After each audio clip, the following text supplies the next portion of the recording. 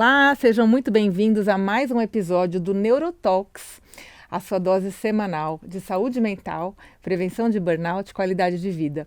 E hoje meu convidado é o Thiago Godoy, esse cara incrível que é Head de Educação Financeira da XP e que também está no meu livro, onde a gente falou sobre ansiedade financeira. Seja muito bem-vindo, Thiago. Prazer estar aqui, Ana. Obrigado pelo convite. Obrigada. E finalmente a gente se conheceu pessoalmente, pois né? A gente se fala há tanto tempo e no online, né? E eu sabia que você é dessas pessoas que eu não tinha certeza se eu conhecia você presencialmente.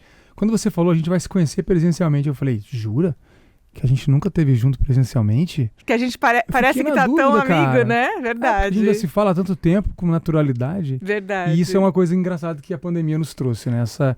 Esse tanto de gente que a gente conheceu e que se relacionou e conversou e trocou bastante, e agora está tendo a oportunidade de ver, né? É legal você ver se a pessoa é alta, se ela é baixa, né? Você vê ela num ângulo diferente, né? Que você não via na internet. É, né? Verdade. Eu Muito conheci bom. o Thiago, porque o Thiago é marido da Isabela Camargo, né? Que participou aqui do episódio do Neurotalks há 2 semanas atrás.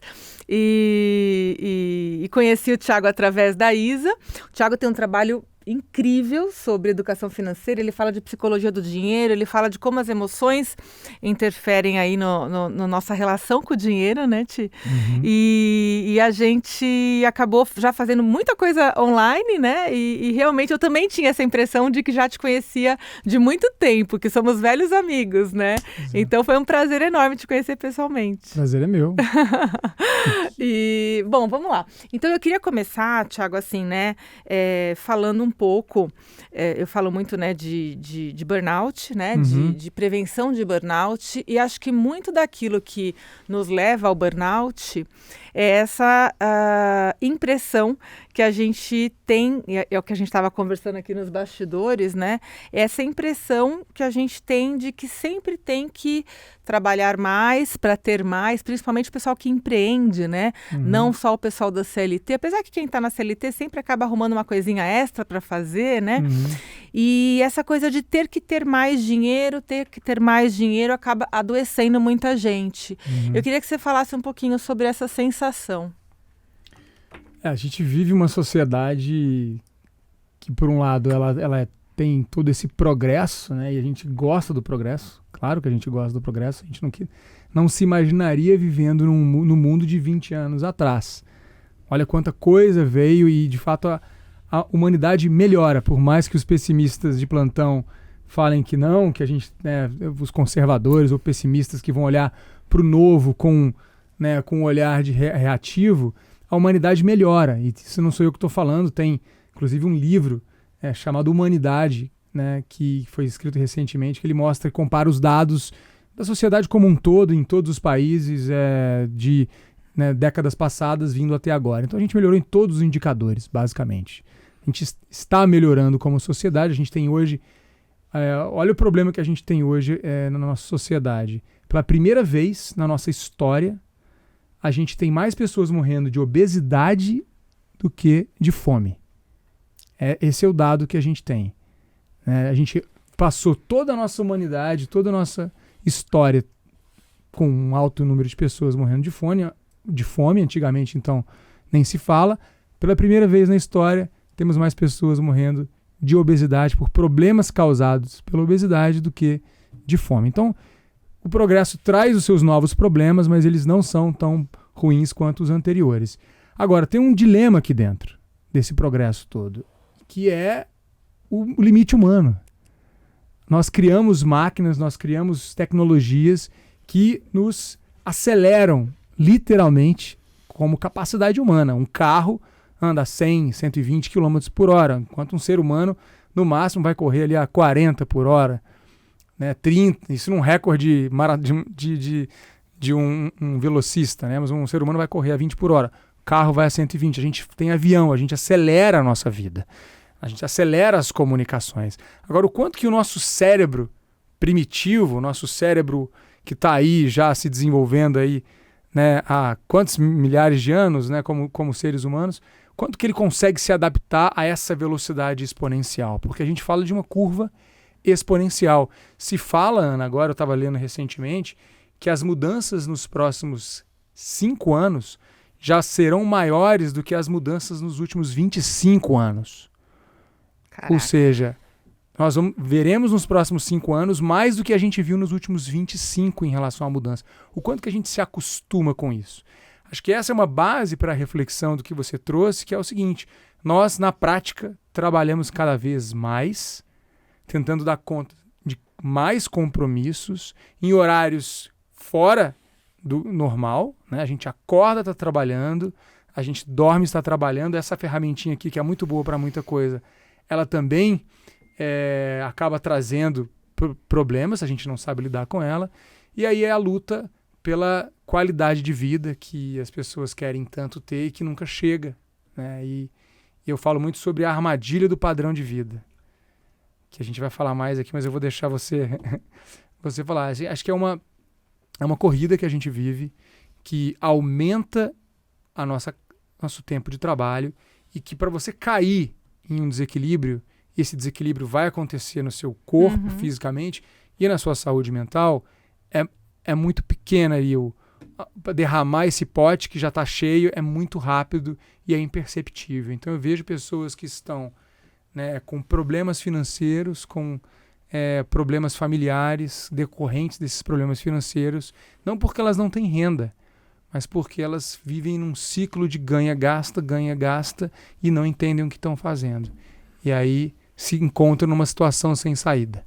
A gente estava falando um pouquinho antes de começar o podcast, né? Essa coisa de ganha-gasta de classes, né? De profissões, de pessoas que ganham muito e vivem endividados, né? Como, por exemplo, nós médicos, né? Nós temos, infelizmente, esse péssimo hábito por não ter tido educação financeira, e aí, de repente, a gente começa a ganhar muito bem, perto daquilo que a maioria das pessoas ganha no nosso país, e aí tem uma coisa de um consumo ali, né? Então, tudo aquilo que eu me privei durante a minha infância, adolescência, faculdade e tal.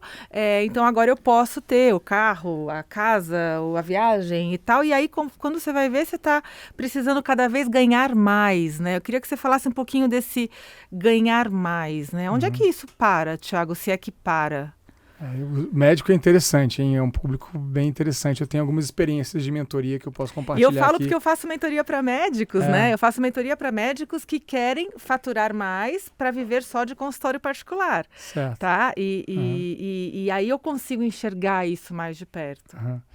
O ser humano é um ser essencialmente social. Ele não consegue viver que não seja em sociedade. Isso foi o que nos fez chegar até aqui, porque a gente aprendeu a colaborar, e não tem nenhum ser vivo nesse planeta que sabe colaborar melhor do que o ser humano, por mais que a gente ache que não, mas a gente aprendeu a colaborar em grandes números, né? No que é um país, o que é uma sociedade, se não um grupo de pessoas que estão ali dentro de um mesmo código. Por mais que existam diversidades, as pessoas colaboram em grandes grupos. Se você pegar um outro animal nesse planeta, ele não sabe colaborar em grande grupo. Ele vai colaborar ali em pequenos bandos. A gente consegue colaborar em grandes bandos, né? Vamos dizer assim. Nós somos sociáveis e isso acarreta em muitas coisas. Por exemplo, tem uma pesquisa que mostrou pessoas de renda equivalente, mas de contextos sociais diferentes. Por exemplo, um médico, um advogado, tá? Para não só botar na conta do médico, advogado que tem uma renda de, sei lá, 50 mil reais, e um dono de um comércio local, um dono de padaria de um bairro, com uma renda de 50 mil reais. A probabilidade desse médico e desse advogado se endividar é 5 vezes maior do que a do dono da padaria do bairro. 5? Por quê? Porque o dono da padaria do bairro, ele fica tranquilo se ele tiver um carro ok, normal. Ele fica tranquilo se ele continuar morando na casa que ele sempre morou. Para ele ir para a praia aqui no litoral de São Paulo no fim de semana. Ele está ok com isso, porque é onde vai a família dele, é onde vão as pessoas que ele conhece, é onde está o grupo social que ele vive. O médico, o advogado, muitas das vezes, eu estou generalizando aqui, estou falando de dados, né, de grandes números. Mas a gente sabe que é isso. O médico, o advogado, ele vai ter uma exigência social diferente. Ele vai ficar com um carro usado por muito tempo, o pessoal no hospital vai olhar e falar assim, nossa, mas que esse médico aqui tem esse carro? Não, porque o meu amigo comprou esse carro importado, né? Por que eu não vou ter uma BMW também? Por que eu não posso viajar também? A parcela cabe no meu bolso? A parcela, exatamente, aí que é um ponto importante. A parcela cabe no bolso, né? E nisso a gente vê uma crescente em relação a gastos. E a pessoa vai acumulando gastos e isso não volta, né? O paladar não volta mais, a gente adquire e ele não volta. Uma vez que você viaja para um outro país, você quer sempre viajar para outro país. Uma vez que você viaja de primeira classe, você nunca vai esquecer. Ainda bem que eu nunca viajei, tá? Pessoal, continua na econômica, você então tá nunca tudo bem. vai esquecer como é que é, né? E vai querer sempre. Então, assim, existe isso, não estou falando de opinião própria, né? Isso é estudado também, chama esteira hedônica. A esteira hedônica é justamente isso, esse ganho de qualidade que a gente vai tendo e a gente se acostuma com aquilo. Então, se endividar não tem renda, na verdade. Tá dentro da expectativa, tá dentro da necessidade de aceitação, tá dentro da necessidade de você ser incluído dentro de um grupo, tá dentro da incapacidade de ser rejeitado, e aí são coisas mais profundas que vão lá para trás. Mas é muito curioso. Eu vou dar um exemplo aqui para ilustrar bastante aqui com um casal de médicos, inclusive, que eu não faço mentorias individuais, não tenho conseguido fazer, é uma coisa que eu gosto muito de fazer, mas eu não tenho conseguido fazer. Mas eu recebi, há um tempo atrás, uma mensagem gigante de uma pessoa, de uma mulher, depois eu fui ler, vi que era uma médica, contando a história dela e do marido dela, né? Obviamente eu vou resumir aqui e vou dar o exemplo. Ela veio desesperada querendo uma mentoria por conta dessa situação. O casal, eles tinham uma renda juntos de R$100 e poucos mil por mês. Durante a pandemia, né, ela engravidou, ela tinha engravidado antes da pandemia já, ela engravidou, então ela parou em algum momento ali, já tinha começado a pandemia, e ele, quando começou a pandemia, que trabalhava com radiologia, ele teve muito menos, ele não foi o médico que foi trabalhar, né, ele foi o médico que teve que ficar, então reduziu aí 60% da renda. Então eles saíram de 100 e tantos mil para uma renda de 30, 40 mil, que é uma ótima renda, é óbvio, mas a gente está dizendo aqui sobre preparo. Eles não tinham R$1 investido, apesar dessa renda deles ser muito alta, eles não tinham nada investido. Tem uma prestação de R$12 mil do apartamento, que eles pagam, um financiamento imobiliário, que eles tinham acabado de começar, então eles têm aí pelo menos mais uns 28 anos, se eles não amortizarem esse financiamento de 30 anos. E eles estavam devendo IPTU, estavam devendo outras coisas ali, com uma desorganização financeira gigantesca. Ela tinha voltado a trabalhar, estava montando um consultório, inclusive, mas não sabia onde terminava a conta do mercado e onde começava o que ela comprava para o consultório. Não sabia nada. E ele estava tentando ali lidar com essa situação. Bom, casal é muito interessante porque mulher e homem lidam de forma diferente na média com isso, né? O homem costuma ter um orgulho e uma dificuldade de mostrar vulnerabilidade muito grande. E ele foi exatamente assim, cara. Completamente fingir que não é comigo, entendeu? É um tabu falar de dinheiro. E as pessoas têm medo. E o homem, por ter essa cobrança da sociedade de ser o provedor, a gente sabe disso, não é nenhum vitimismo. Pelo contrário, é um fato. Existe essa visão de que o homem ele é o provedor. Isso é uma coisa antiga, tá, gente? Acorda aí. O mundo mudou. Nós somos adultos e a gente trata da nossa vida. A gente tem que ser adulto com a nossa vida financeira. Mas a gente vê muito isso refletido e o homem costuma não querer mostrar essa vulnerabilidade, porque não, afinal de contas eu sou provedor. E aí na prática, o que acontece? Eu mandei para eles uma planilha, para eles preencherem, uma planilha para casais, uma planilha feita para um casal se organizar financeiramente. Eles passaram alguns dias e me mandaram a planilha. Eu olhei e fiquei assim, impressionado e a gente começou uma reunião, né, começou uma mentoria, abri a planilha lá no Zoom. E comecei a olhar cada um dos gastos. Várias coisas assim, fora do necessário, mas uma coisa, a primeira que bateu ali foi lavanderia. Eu olhei aquilo ali e falei, gente, isso aqui deve estar errado, né? Deve ter um zero a mais aqui. Vocês estão gastando R$3.500 de lavanderia? Não é 350, não? Não é 350, não, é 3.500. Aí eu falei, me explica isso daqui, gente, por favor. Aí ela olhou pra ele assim, não vou falar o nome aqui, né? Aham. Fulano, explica pra ele aqui. Explica aqui o que é isso. Meio que rindo já, sabe? Rindo de nervoso. E aí ele chegou assim, então... Isso daqui... Quando fala então, né? Já se explica então.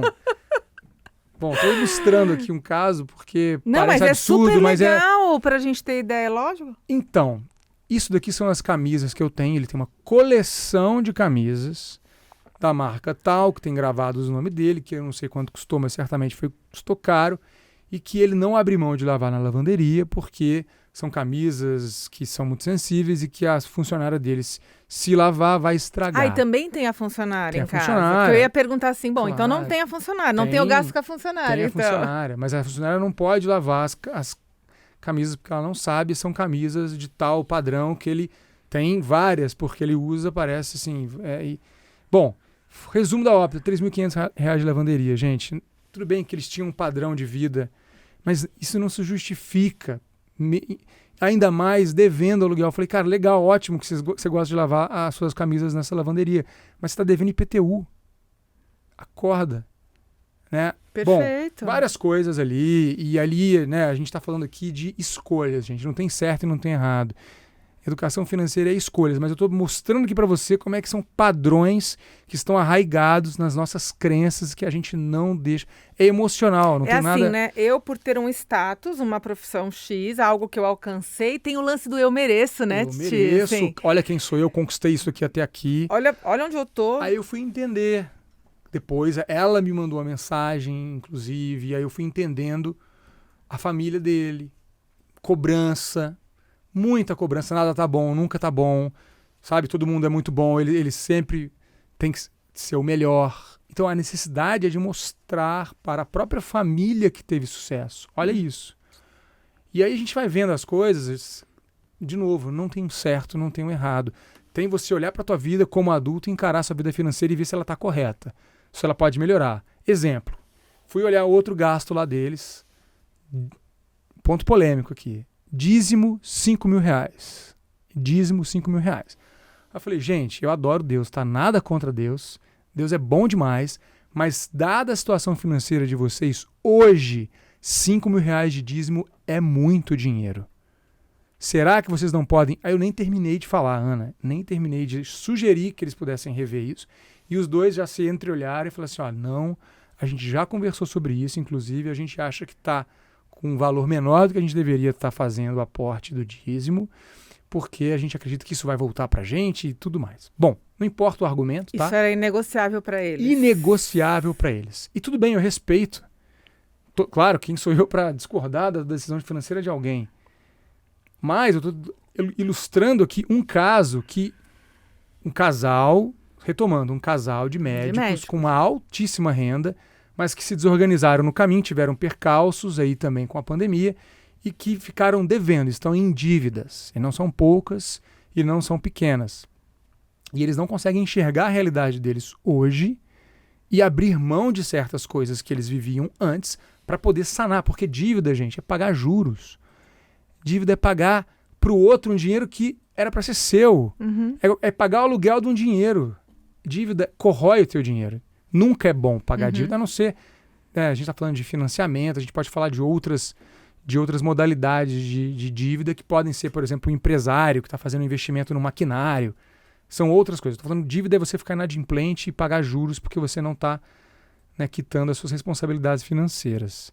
Esse casal estava assim e não conseguiu enxergar os problemas. Uhum. Quando era o problema de um, dela ou dele, um olhava para o outro e falava, ó, tá vendo? É por causa da lavanderia que a gente tá mal. Uhum. Ah, é por causa do que você não tá sabendo organizar as contas. Ah, é porque ele tem uma moto e ele não quer se desfazer da moto. Ela tem o carro lá X, tá, galera? Isso aqui cada um é de um jeito. Sim.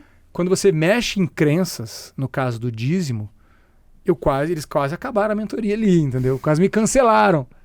Porque eu fui sugerir que o dízimo estava mais caro do que eles deveriam pagar. Sim. Não disse para eles não pagarem dízimo. Sim.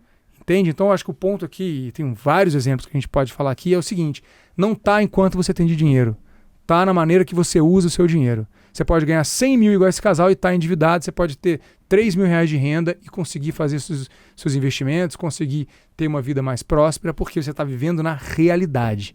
E as pessoas não querem viver na realidade. Quer projetar, quer viver no Instagram, quer postar foto com um negócio legal para mostrar para os outros que tem sucesso.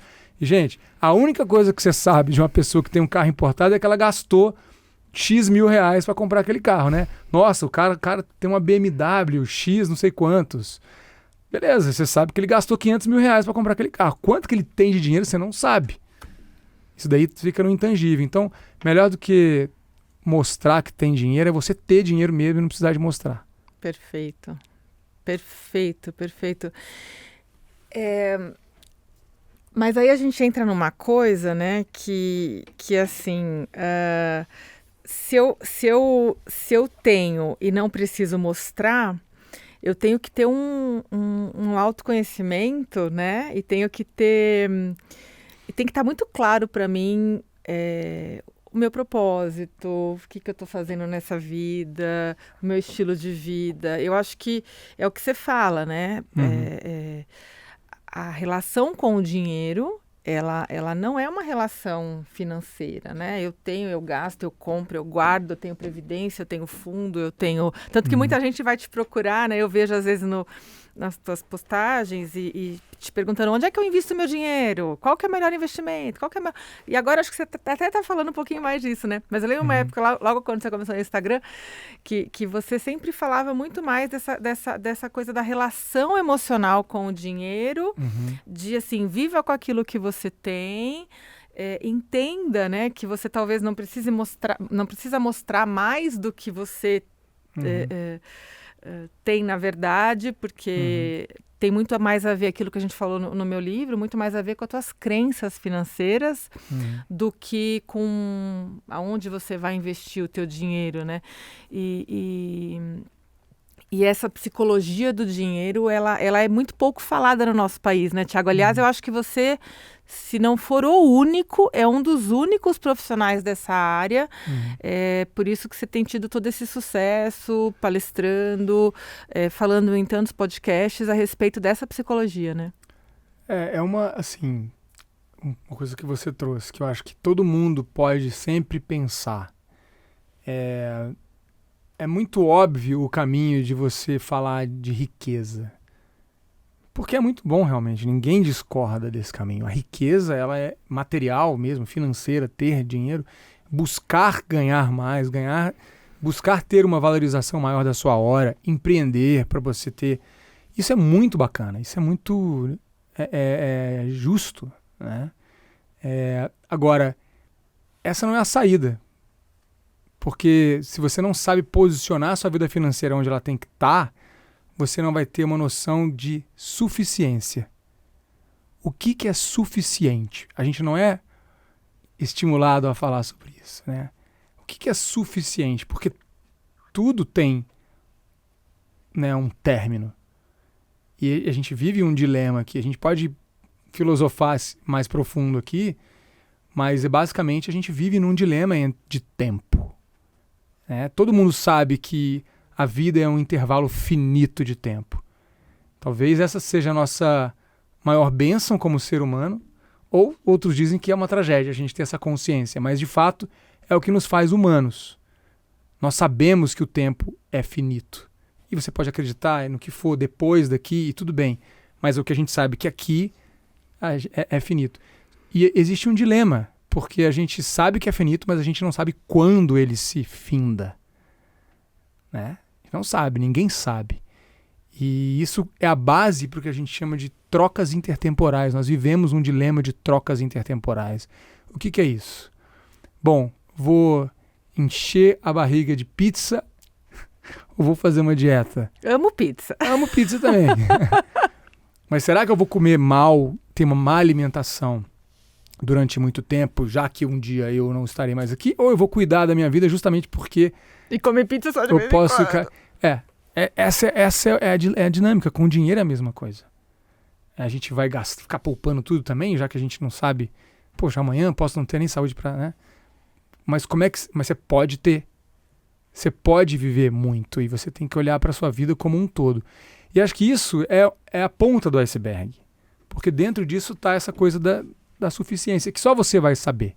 O que eu conheço de gente que chega numa certa idade também e fica ali cheio de culpa, cheio de problema, porque só trabalhou e não viveu e não acompanhou os filhos e fica com aquela culpa de será que você quer chegar a ser essa pessoa?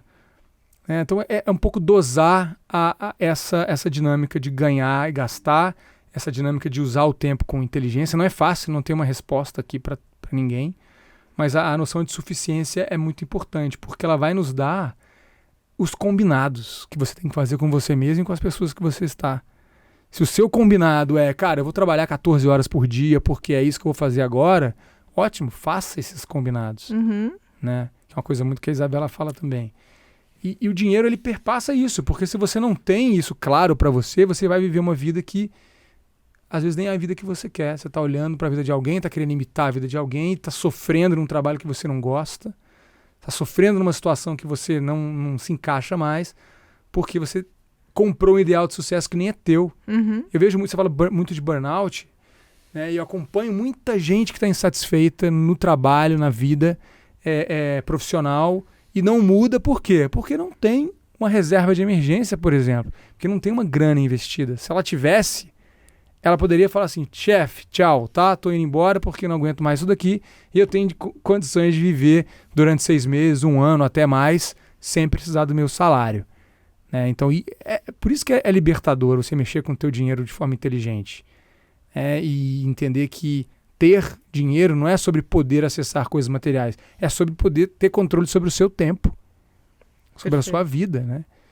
Então, tem muita coisa. E aí, assim, você falou da psicologia do dinheiro, tem um trabalho extenso já acadêmico sendo feito, mostrando como as pessoas se comportam com o dinheiro e que estuda inclusive as heranças intergeracionais.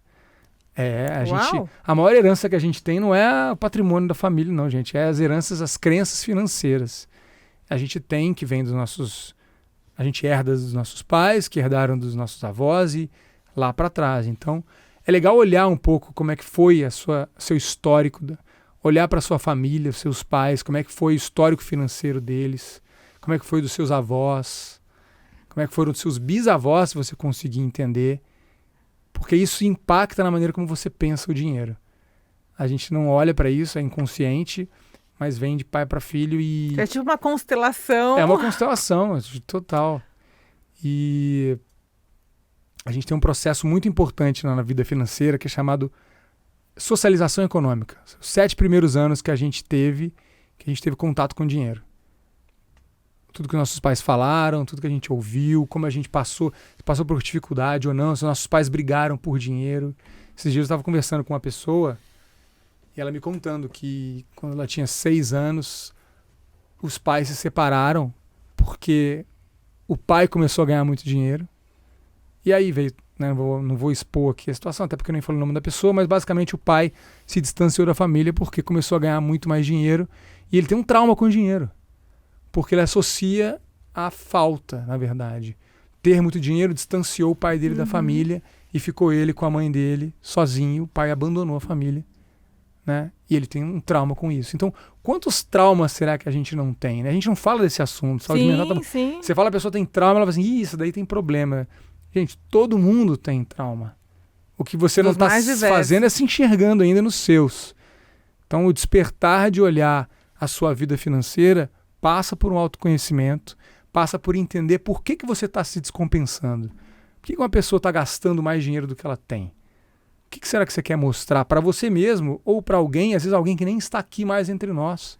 Pode ser alguma coisa anterior até na sua vida. Então, acho que é olhar para essas decisões financeiras que a gente tem, entender o quanto que elas estão alinhadas com o que a gente quer hoje também, porque a gente muda, né? O que a gente era lá atrás não é o que a gente é hoje, a gente vai mudando e vai se adequando e tem que fazer essas faxinas, na prática, tem que fazer essas faxinas financeiras, esses cortezinhos. Final de ano agora é ótimo para isso. Faz uma faxininha financeira, dá aquela olhada lá, poxa, tá, se tem lá o streaming 1, streaming 2, streaming 3, streaming 4, qual que você está assistindo? Só o streaming 1, então corta os outros. Está assinando um jornal físico que você nem lê. Perfeito. O que você está fazendo no seu orçamento, que você sempre fez e que está na hora de cortar? Tem que ajustar. Ah, mas tudo bem, eu estou ganhando muito bem, não importa. E o que a gente faz, então, com aquela ideia do eu mereço? O eu mereço, ele tem data para começar e para terminar. Tá. Igual a dieta. Eu gosto de fazer esse paralelo muito grande com a alimentação, porque se fala muito em alimentação, né? Você tem uma reeducação alimentar, não é verdade?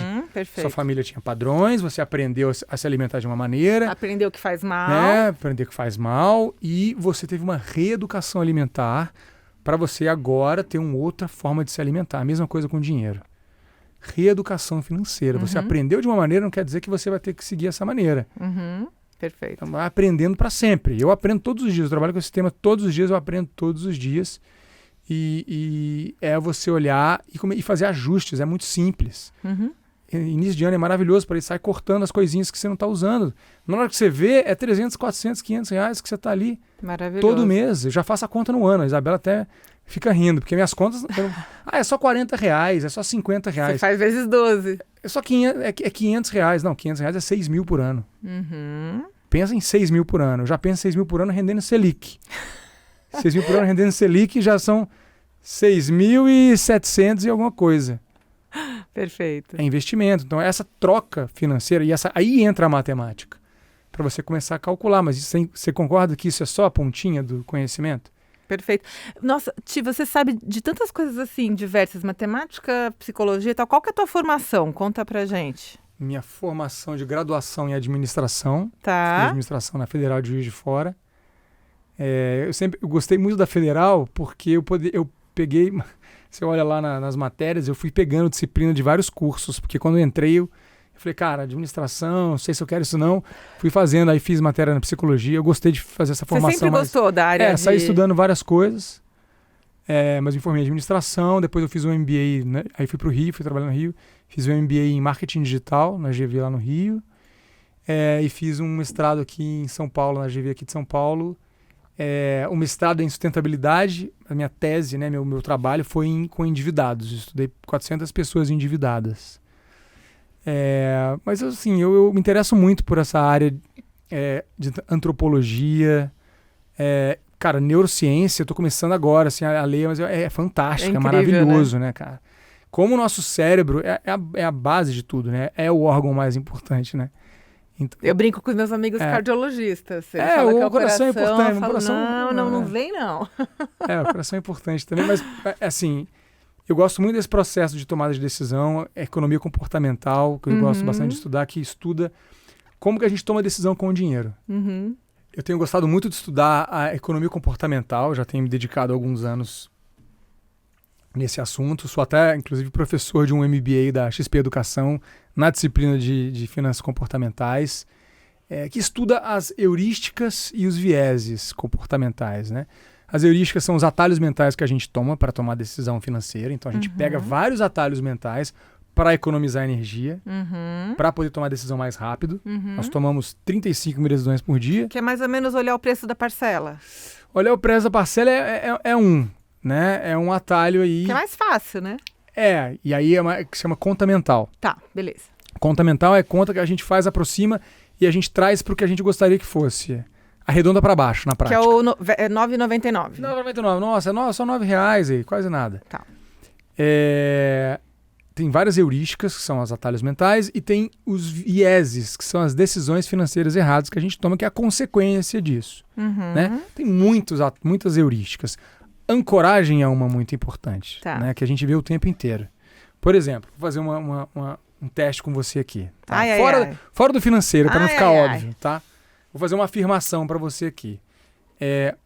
Ana, a maior palavra do mundo é de origem grega. Ok. Tá? Você acha que ela tem mais ou menos do que 40 letras? Eu acho que ela tem mais. Mais de 40 letras. Sim. Quantas letras você acha que tem essa palavra? 42? Parabéns, você acabou de cair numa ancoragem. Por quê? Por que você falou 42? Não sei, mais de 40. A maior palavra do mundo tem 187 letras. Sério? Que é uma palavra grega que obviamente eu não vou saber falar, porque é em grego. Mas só olha na internet aí no Google. Tá. Você acabou de cair na ancoragem. Sabe que horas que eu te ancorei? No 40. Quando eu te falei 40 e você caiu. Quer ver uma ancoragem que todo mundo cai o tempo inteiro aí nas vitrines? De 500 por 250. Na hora que você vê na loja, custa R$200. Entendi. Ancoragem de preço, a gente cai o tempo inteiro. O tempo inteiro, que é a liquidação, né? Liquidação, pode olhar. Sei, meu marido tira mó sarro da minha cara. Toda Sempre vez ancoragem, que eu chego gente. com uma sacolinha, aí ele fala, o que é liquidação? É ancoragem, na verdade. Tem que mudar o nome. Eu vou falar, não, agora eu vou falar, Tá te eu ancorando. aprendi com meu amigo Thiago Godoy, vou falar, isso aqui é uma ancoragem, cair na ancoragem. Ancoragem. A gente cai igual pato nisso, tá, gente? Todo mundo, tá? Assim, não é melhor do que ninguém, não. A gente cai em ancoragem o tempo inteiro. É assim que funciona. Só que você tem que entender que você tá caindo na ancoragem. Tá. Quando eu te falei 40, eu te dei uma base pra você se ancorar. E a gente se ancora o tempo inteiro, tá? E assim, por exemplo, financeiramente, tá? Uma ancoragem que a gente nem percebe. A gente se ancora financeiramente. Já percebeu? A gente fala assim, eu quero ganhar mais. Mas o mais é uma porcentagem do que você ganha hoje. Sim. Você não olha assim, eu quero ganhar 50 vezes mais. Você nem imagina que é possível. Você vê uma pessoa, por exemplo, de baixa renda, né? Ela quer ter uma vida financeira melhor. Ela vai se ancorar num pouco melhor do que ela tem. Mas para todo mundo é assim também. A gente se ancora em padrão de gasto e de renda no que a gente tem de padrão em volta da gente. Lembra que eu falei do médico lá que se endivida com a BMW? Ele está se ancorando também no padrão que ele está vivendo ali. Então a gente tem uma dinâmica, né? E nosso cérebro precisa tomar a decisão rápido. A gente tem um mundo de coisas para falar sobre economia comportamental, mas isso é estudado por muitos cientistas, inclusive o Daniel Kahneman, que foi o Nobel de Economia em 2002, que escreveu o livro Rápido e Devagar, que ele mostra as duas maneiras que o nosso cérebro tem de pensar e tomar decisão, que ele chama de 2 sistemas, sistema 1 e sistema 2. Sistema 1 é o cérebro rápido, é o cérebro que toma decisões, que é o cérebro primitivo, né? O cérebro reptiliano, que ele fala. Toma decisão rápido, né? Sem parar muito para pensar, porque precisa tomar decisão rápido e precisa vencer essa etapa. E a gente cai em erro o tempo inteiro, por conta do cérebro 1. O cérebro 2 é o cérebro que toma decisão lenta, que precisa de caminhos cognitivos para poder construir. Exemplo, quanto que é 2 mais 2? 4. 3 mais 3? 6. 456 vezes 488. Ai, não sei. Pronto. Sistema 1, sistema 2. Tá. Se eu te der um papel e uma caneta, você vai Perfeito. fazer ele no seu tempo, vai fazer esse cálculo, não vai? A gente aprendeu na aula de matemática. Mas o sistema 1 é o que faz você tomar decisão. Dirigir para o trabalho pela primeira vez. Sem Waze. Primeira vez difícil. Sem Waze. Primeira vez difícil. Vai parar no posto, vai perguntar onde que é, como é que faz ali, você vai chegar. Nervosa, vou chegar, primeiro dia de Se trabalho. for homem, não vai ligar o som, vai deixar o som baixo, porque o homem não consegue olhar a rua e deixar o som alto. Né? Pela 150ª vez pro trabalho.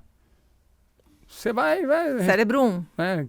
Vai até responder o WhatsApp, né? Infelizmente. Né? Então, cérebro 1. Você já trouxe isso pro cérebro 1. Então, nosso cérebro vive essa dinâmica. Ele aprende e traz. Qual que é o erro? Porque a gente aprende errado um monte de coisa. Então, a gente às vezes está fazendo um paralelo aqui, a gente está fazendo o mesmo caminho pro trabalho há 20 anos, a gente não sabe que tem um atalho que a gente não pegou ainda. Tá. Então, a gente faz isso com o dinheiro o tempo inteiro, a gente toma decisão rápido e às vezes coisas complexas. Pagar financiamento imobiliário. Sim. Por quê? Porque sim. Porque meu pai fez assim, porque meu avô fez assim. Porque a casa própria é necessária. Nossa, todo mundo tem que ter um teto para morar? Será que... Só para lembrar aqui, para quem tem financiamento imobiliário aí, o apartamento só é seu quando você pagar a última parcela. Até a última parcela, o que você está fazendo? Na prática, o instrumento financeiro é esse. O apartamento é do banco, de quem está te financiando. Você está pagando um aluguel do dinheiro que o banco está te emprestando, isso se chama financiamento. Você paga a prestação para o banco pagar no apartamento e você paga um aluguel para o banco te pagar esse dinheiro, te emprestar esse dinheiro, que chama juros. 3/4 do dinheiro que você paga no começo de um financiamento imobiliário é juros. Você paga 10 mil numa parcela de financiamento imobiliário, R$ 7.500 é o banco que está pegando o teu dinheiro e botando em juros. Não vou demonizar o financiamento imobiliário aqui, mas você tem que olhar o que você está pagando. A sua situação, para que você vai, o apartamento, a casa que você está fazendo, você tem que fazer conta. Aí sim entra a matemática também. Ah, mas eu preciso de um teto para morar. É assim que eu consigo acessar. É a única maneira que eu consigo acessar é desse jeito.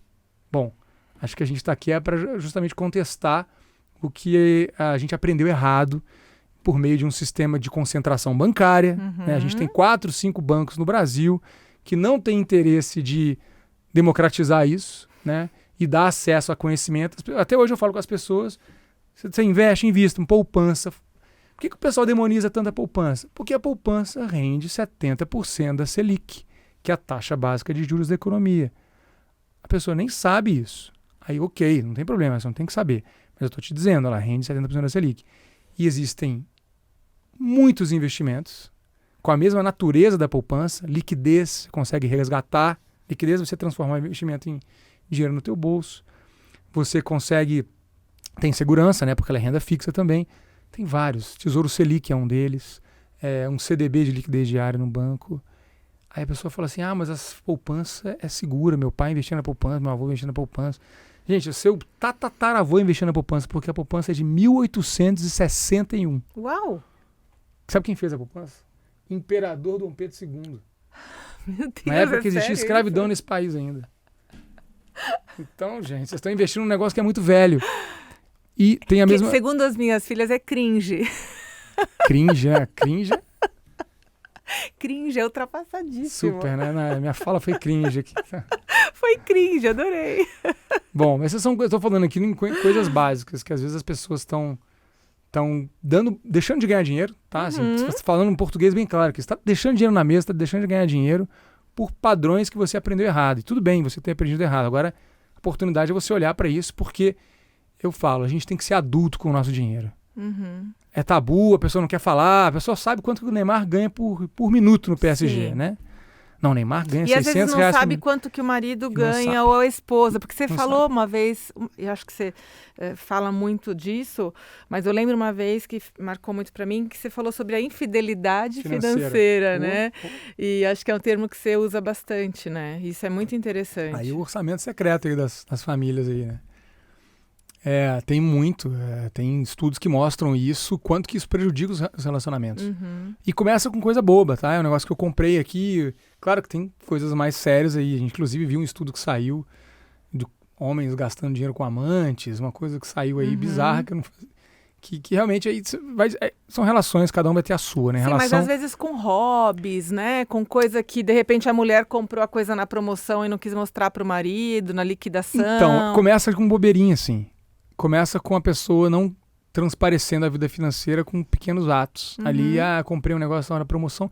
E tudo bem, tá? Acho que não tem um certo e errado, assim. Cada pessoa vai ter uma vida financeira dela. E tá tudo bem. Eu conheço gente que tá endividada, tá tudo certo. Tá devendo tudo e tá feliz, tá tudo bem. Né? Quem sou eu pra dizer o que é certo aqui? Mas o que a gente vê quando é um casal, que são duas pessoas, que uma pessoa vai acabar sofrendo calada ali, aguentando uma situação que poderia ter sido resolvida com comunicação. E muitas vezes é isso, assim, esconde um bônus, esconde um dinheiro, às vezes está precisando para algum momento. Né? Acho que é tudo combinado, assim. Acho que funciona muito quando tem cada um a sua vida financeira, se possível, né? Individual, porque aí você tem a sua liberdade. E as coisas que são relativas à divisão ali, você divide, você tem um acordo, né? Você tem um combinado. Acho que o combinado não sai caro mesmo.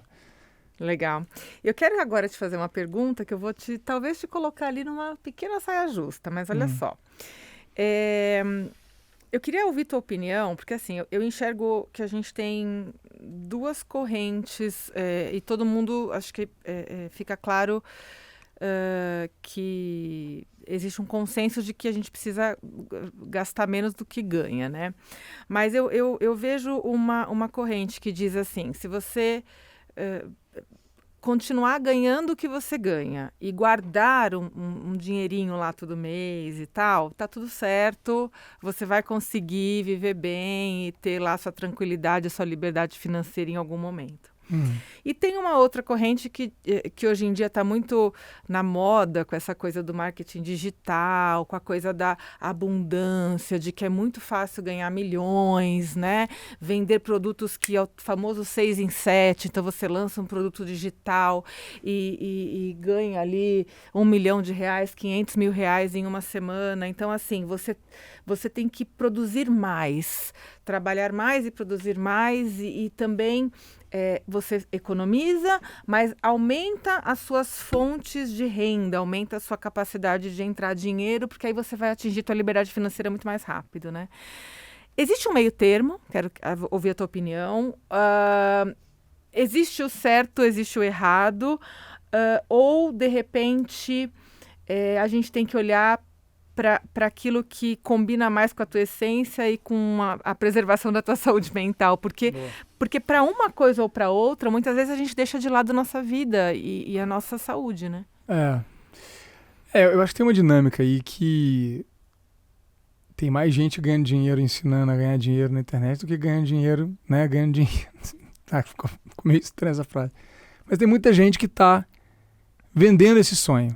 Né? E acho que, claro, você ganha dinheiro de várias maneiras. Uma coisa é você ter um curso online e fazer um lançamento e pegar o que você faz, sei lá, você faz garrafas de água e eu quero ensinar as pessoas. E pode ter gente que se interessa em fazer isso. Acho que isso é uma coisa, né? E você ter um curso que ensina isso é legal, é mais uma coisa que você pode fazer. Mas você colocar a vida financeira da pessoa dependendo dessa ideia de que todo mundo pode ser milionário, acho que vai ter um teto onde as pessoas vão começar a ver que isso daí é falso. Né? Foi um pouco do que aconteceu com o movimento de day trade há algum tempo. Teve uma época, não tem tanto tempo assim, que todo mundo vendia curso de day trade falando que operar na bolsa é fácil, qualquer um ganha e fica milionário na bolsa de valores. Bom, os que ficaram para contar a história estão vendo que não é simples assim. Né, de um dia para o outro, e mesmo assim a maioria das pessoas, 99% das pessoas, na média, perde dinheiro fazendo day trade. Eu não sabia disso, você me contou isso agora há pouco.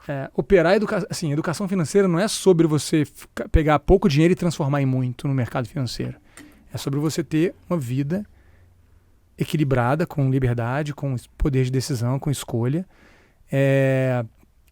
buscando melhorar sua renda, claro. Todo mundo quer melhorar sua renda. Você tem várias maneiras de melhorar sua renda. Agora, você sair do nada e de um dia para o outro se transformar num multimilionário, acontece. Acontece, mas quantas pessoas que você conhece que estão fazendo esses cursos e estão realmente ganhando milhões? A gente pode fazer um grupo aí das pessoas que ganharam milhões, realmente são multimilionárias. Porque tem uma coisa muito importante no dinheiro que é a escassez. Isso não é o dinheiro de hoje, o dinheiro de sempre. Né? Antes era o sal que era a moeda.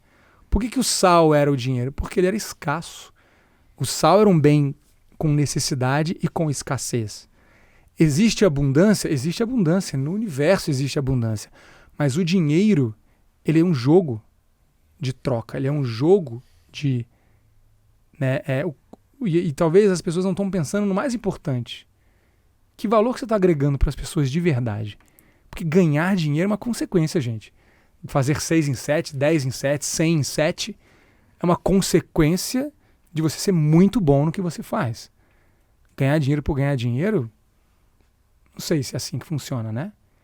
Então acho que a gente tem que dar um passo para trás e pensar o que você está fazendo que realmente traz valor para as pessoas e que as pessoas querem e tem demanda para isso, e você resolve um problema de alguém, você melhora a vida de alguém e, consequentemente você está ganhando dinheiro.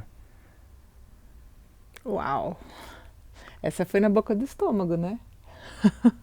A gente vai viver numa sociedade que o objetivo das pessoas é ganhar muito dinheiro. E eu vejo muita galera muito nova que não passou ainda pelos burnouts da vida, né? Não passou pelas consequências que a gente acaba tendo nas escolhas, porque tudo é escolha, né? E fica um discurso vazio, né? Às vezes, ser rico é uma escolha. Você não é rico porque você não tem disciplina. Você não é rico porque você não acorda cedo. Pelo amor de Deus, né? O padeiro ia ser sempre tudo milionário. Acorda 4 da manhã. Então, assim, não é assim, gente. Não é assim. Não é todo mundo. E não é fácil. Ganhar dinheiro por ganhar dinheiro é vazio. E é vazio mesmo, e os estudos mostram. Ganhadores na loteria perdem o dinheiro. 80%, 90% perdem o dinheiro em até 3 anos. Por quê? Porque o dinheiro vem fácil e a pessoa não sabe lidar com aquela situação. Entende? Não é simples assim. Uhum. Então, o dinheiro pelo dinheiro é um discurso muito vazio. A gente tem que provocar nas pessoas o porquê. Foque em melhorar o seu trabalho. Foque em ser muito bom no que você faz. Foque em ser único e mudar a vida das pessoas. Porque se você mudar a vida de uma pessoa de verdade, ela vai falar para outra pessoa, que vai falar para outra pessoa, e você vai mudar a vida de várias pessoas. Aí chega em algum momento, sim, você vai ter um sucesso, e isso consequentemente vai te trazer dinheiro. Mas não é fórmula. Outro dia eu vi um influenciador grande falando aí, como é que você fica milionário na internet? Faz não sei quantos vídeos por semana, posta na rede social, uma fórmula. Gente, mas calma, antes de você postar o vídeo, você vai falar do quê? Pra que você vai fazer o vídeo? Vai falar do quê? O que vai provocar nas pessoas? Se você for falar besteira na internet, tem muita gente falando besteira, você vai ser mais um que fala besteira e ganha dinheiro. É o trabalho enquanto eles dormem, todo mundo acordando agora às 5 da manhã, porque afinal de contas está na moda o clube das 5, ou o despertar da manhã, ok, sem nenhum problema, sem nenhum julgamento, desde que você vá dormir mais cedo, quer dizer, você está priorizando o teu sono, né? Porque a gente sabe que o sono é fundamental para a nossa saúde mental, para a nossa saúde física, enfim, então tem muita bobagem na internet. Esse papo cola muito quando você tem 20 e poucos anos, né? Uhum. Quando você vai ficando mais velho e vai vendo que não é por aí, você dá um opa na sua vida, assim, peraí, né? O que eu tô... E acho que, claro, é aquela história, né? Quando o ouvido tá pronto, a mensagem chega. Né? E as fichas vão caindo, pra quem é mais novo aí não sabe, essa coisa da ficha caiu, porque antigamente era o orelhão, que você botava a ficha e começava a falar quando ela caía, né? E às vezes você está ouvindo aí, às vezes está concordando ou discordando e do que a gente está falando aqui, mas é o fato que a ficha pode cair depois, lá na frente a ficha pode cair. Tem coisas que eu aprendi no meu mestrado há alguns anos que hoje que as fichas caem. Sim. Porque é um momento da sua maturidade, do que você está vivendo, das experiências que você teve, que chegaram a um certo momento e você diz, realmente, aquilo ali fez sentido. Né? E às vezes a ficha cai inconscientemente, você ouviu uma coisa e na hora que você vê, ela já está fazendo parte do que você, né, acredita. Acho que não tem um certo e errado, tem o seu processo. E que eu vejo é a contraparte desse discurso vazio de dinheiro. É muita gente frustrada porque tentou 6 em 7 ou 10 em 7, e eu tenho certeza que tem muita gente que consegue... Ou ganhar o primeiro milhão até os 30, né? 25 que eles querem agora, não sei. Tem uma coisa meio doentia, né, dessa geração. E aí o erro... e acho que também sempre vai ter o conflito de gerações, né? Mas eu acho que um erro que a gente comete muito é tentar transformar em coisas o que não é possível transformar em coisas, né? Não tem como você colocar o sucesso como uma coisa, porque você está definindo o sucesso colocando em parâmetros. Eu só vou ser bem-sucedido quando eu fizer isso. Eu só vou ser feliz quando eu fizer isso. Você está colocando limites numa coisa que você não sabe o que é. A felicidade não é uma coisa que você vai alcançar, é uma coisa que você alcança agora. E você não sabe que pode ter um imprevisto, pode ter alguma coisa, e mesmo assim você vai ser feliz. As coisas não vão acontecer da maneira que você quer, e você tem que buscar maneiras de ser feliz. E não é porque você fez os milhões, ou mais ou menos, ou porque você chegou na capa da revista, ou... né, você tem um canal do Instagram, do YouTube que está bombando. Isso não vai ser um parâmetro de felicidade. Porque se for, você tá se sabotando de uma maneira muito forte. Perfeito, perfeito. Ai, Thiago, que pena que está acabando o nosso tempo. Eu ficaria aqui muito mais tempo te ouvindo, porque eu gosto demais das tuas provocações, sabe? Eu acho que você... toca em pontos assim nevrálgicos, fundamentais, assim, por isso que você é único no que você faz. Eu tô me emocionando aqui, né, gente? Eu tô falando... Mas é verdade, você... Tô falando com o coração. Tá? Não, mas você é único no que você faz e não é à toa que você tá alcançando esse sucesso, por justamente ser único e ser um cara extremamente brilhante. queria que você desse para gente uma mensagem final para quem está nessa busca de encontrar um equilíbrio financeiro, né? Queria que você deixasse uma mensagem final de tudo isso que a gente falou. Eu acredito que a nossa vida financeira é um reflexo da nossa vida interna. Se a gente tem uma vida interna desequilibrada, a gente vai desequilibrar em várias outras áreas da nossa vida, inclusive a financeira. Então, o primeiro passo para a gente ter uma vida financeira equilibrada é olhar para dentro. É olhar para o que está acontecendo na nossa vida e o que está levando a gente a esse desequilíbrio. Lembrando que o equilíbrio não é o sábio na montanha lá, levitando. O equilíbrio você não alcança ele e uma vez que você alcança, estou equilibrado. O equilíbrio é mais um trapezista mesmo, atravessando a corda bamba com, né, um bastão na mão. Uma hora você vai para um lado, outra hora você vai para o outro. É assim que funciona. E a gente vai cair nesses desequilíbrios financeiros. E vai aprendendo no caminho. Então a minha mensagem aqui para todo mundo é olhar para o seu caminho, para o que você quer. O que você quer de realização para a tua vida. Olhe para a questão financeira com abundância, com objetivo, vontade de ter, pedir, peça o que você quer como desejo material, não tem problema nenhum. Isso é muito bom. Mas o que vai te dar sucesso real é você entender aonde você está conseguindo mudar a vida das pessoas. Aonde de verdade você está trazendo uma coisa nova e que a pessoa falou, caramba, isso realmente está sendo importante e útil para a minha vida. Porque nós estamos aqui para servir, a gente não pode esquecer isso. Dinheiro, fama, isso tudo é passageiro. Isso tudo acaba, gente.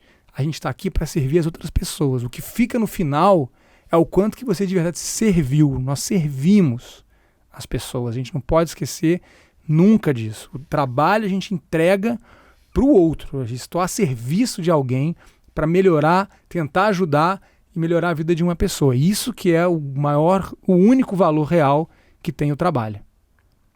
Perfeito. Então busque isso todos os dias, encontre esse caminho, encontre essa mudança que você quer proporcionar, porque quando você começar a encontrar ela, e você vai encontrar como migalhas, igual na fábula do João e Maria, né? Você vai encontrar as migalhas, você busque essas migalhas e vá nesse caminho para o seu propósito, que tanto se fala isso, né?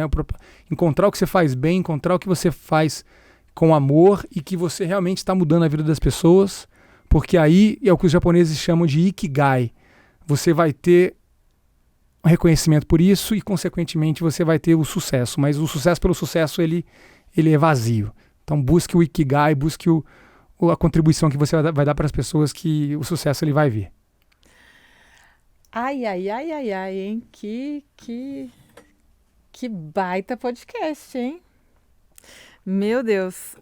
Thiago, e aonde que o pessoal te encontra? Me encontra nas redes sociais, no Papai Financeiro, que é o meu Instagram. Papai da Angelina, Papai linda. Da Angelina. Que é a cara do papai, né? A cara. Fala pra Você sabe que o meu irmão chama Thiago e a minha sobrinha Angelina. Você falou, que incrível isso, E eu sou madrinha da Angelina. Qual a probabilidade tesouro. disso? Pois é, Thiago com uma Angelina. O Thiago tem um monte, mas Thiago com Angelina é difícil, muito né? legal. Papai Financeiro no Instagram, Thiago Godoy no LinkedIn. Thiago com TH. TH e Godoy com Y. Perfeito. E você tá como head de educação financeira da XP. Sim. É isso mesmo. É isso aí. Escrevo na revista Vida Simples, uma coluna na revista Vida Simples, no Infomoney também, que é um portal de finanças. Tem os cursos meus lá na XP Educação. Então, estou à disposição. Maravilhoso, querido. Obrigada pelo teu tempo, pela tua contribuição. Eu aprendi demais nesse podcast, viu? Bom. Aprendi demais. Depois eu vou ficar ouvindo de novo e anotando tudo, tá? Ótimo, muito bom. Foi Sucesso. Perfeito. Parabéns Obrigada, aí pelo querido. livro, parabéns pelo podcast. Obrigada pela tua prazer. contribuição sempre, toda vez, pela tua disponibilidade, generosidade, pela entrevista que você me deu, né, na construção lá do capítulo de ansiedade financeira do meu livro. E espero que vocês tenham gostado. Curtem, compartilhem esse episódio e a gente se vê semana que vem.